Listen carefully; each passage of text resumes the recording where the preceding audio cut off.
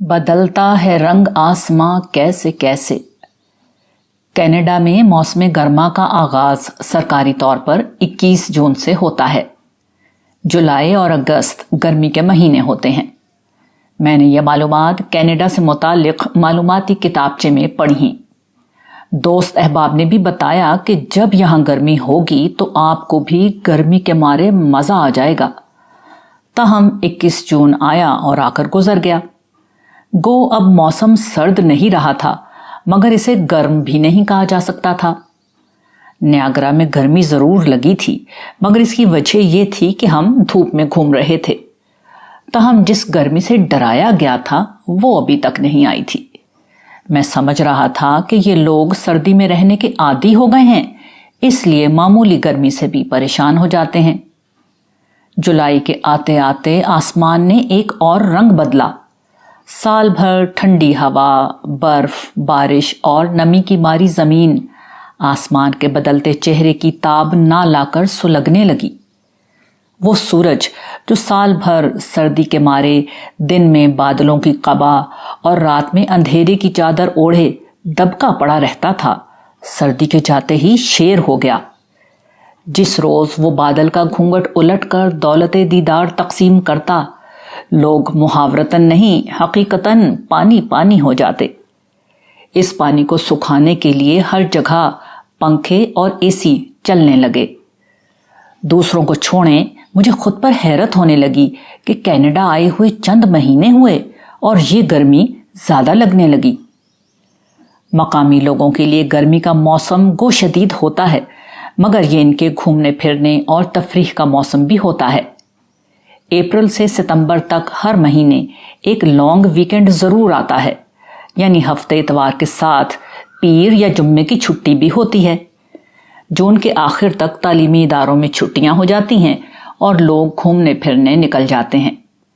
اس دوران شہر میں بھی مستقل میلے کا سما رہتا ہے۔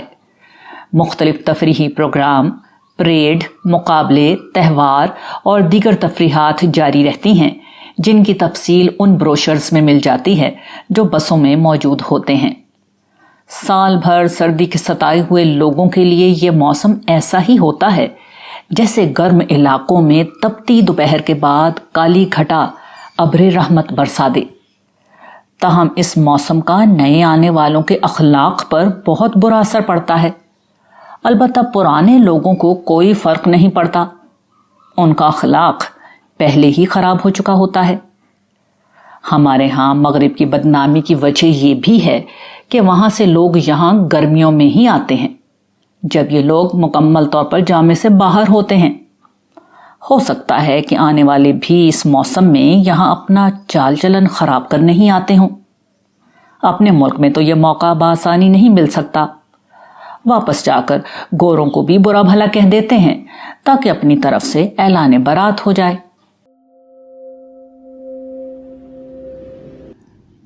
کینیڈا میں اسلام اور عیسائیت کی تبلیغ۔ یہاں اسلام سب سے زیادہ تیزی سے پھیلنے والا دین ہے مگر سب سے بڑے پیمانے پر دعوتی سرگرمیاں عیسائیوں کی طرف سے کی جاتی ہیں۔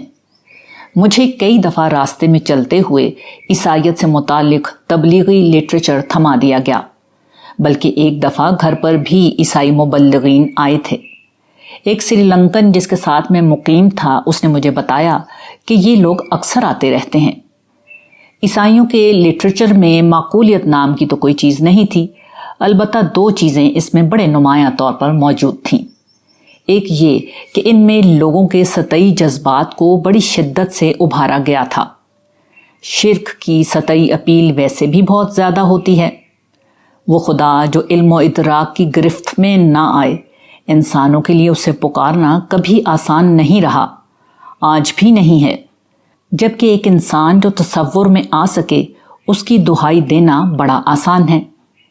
اقبال نے شکوہ میں اسی بات کو یوں بیان کیا ہے: خوگرے پیکرے محسوس تھی انسان کی نظر، مانتا پھر کوئی اندیکھے خدا کو کیوں کر۔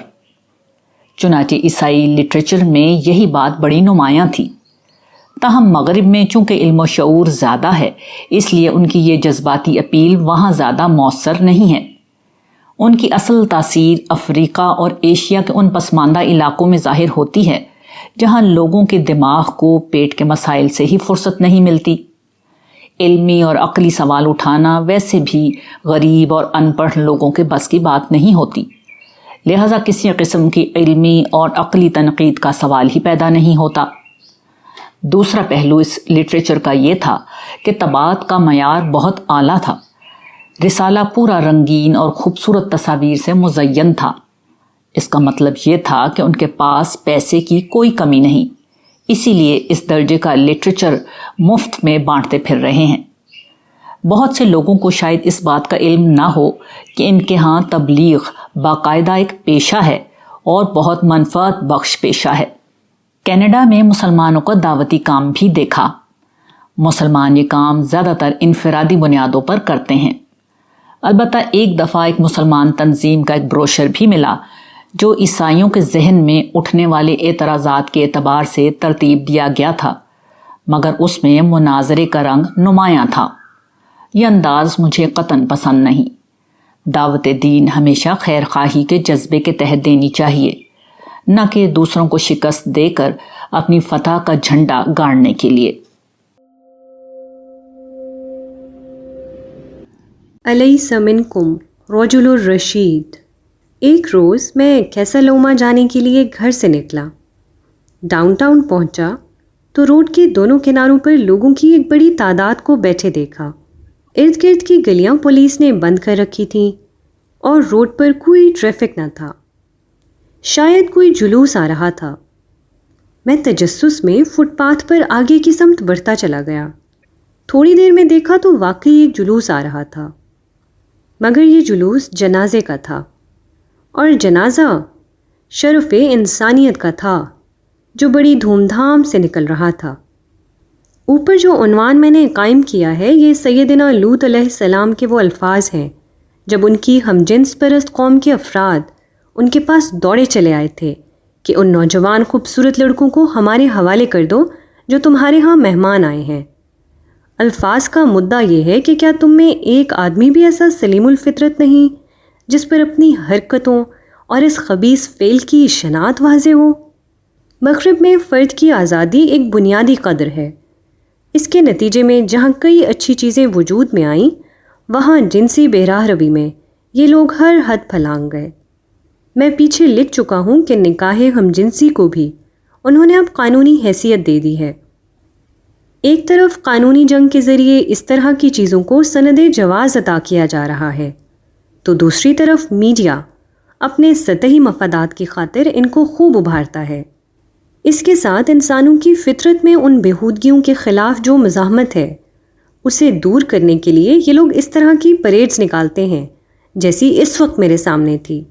یہ ہم جنس پرست عورتوں کی سالانہ پریڈ تھی۔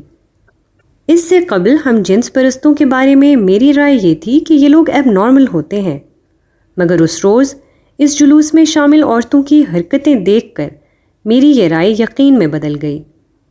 ان کی بہت سی حرکات تو ناقابل بیان ہیں۔ جو قابل بیان ہیں اس کی تفصیل اس طرح ہے کہ شروع میں اسکوٹر سوار عورتیں تھیں، ان کے بعد مختلف ٹولیوں میں بینرز اٹھائے زوردار میوزک کی آواز پر ناچتی اچھلتی کودتی عورتیں گزریں۔ بعض ٹاپ لیس تھیں اور بعض کے ساتھ بچے اور کتے بھی تھے۔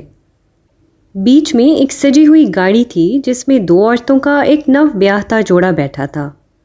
بیاہتا کی اصطلاح کینیڈا کے حالیہ قانون کے حوالے سے استعمال کر رہا ہوں۔ یہ جلوس اس شو کا ایک بہت چھوٹا سا ٹریلر تھا جو اگلے دن ہوا۔ اس دن کو یہاں پرائڈ ڈے پریڈ کے نام سے جوش و خروش کے ساتھ منایا جاتا ہے۔ یہ ہم جنس پرست مرد و زن کی بہت بڑی مشترکہ پریڈ ہوتی ہے۔ اخباری اطلاعات کے مطابق اس دن پریڈ کو دیکھنے کے لیے 10 لاکھ افراد ڈاؤن ٹاؤن کی سڑکوں پر جمع تھے۔ شہر کے میئر نے بھی پریڈ میں شرکت کی۔ مجھے عام لوگوں سے بات کر کے اس کا احساس ہوا کہ حکومت، میڈیا اور سیاست دانوں کی طرف سے جس طرح ان لوگوں کی حوصلہ افزائی ہو رہی ہے، اس کے نتیجے میں اب اس معاشرے میں بالعموم اس فعل اور اس کے مرتکبین کو قبول کر لیا گیا ہے۔ اس سے بڑھ کر مغربی تہذیب کے زیر اثر دنیا بھر میں اس چیز کو فروغ مل رہا ہے۔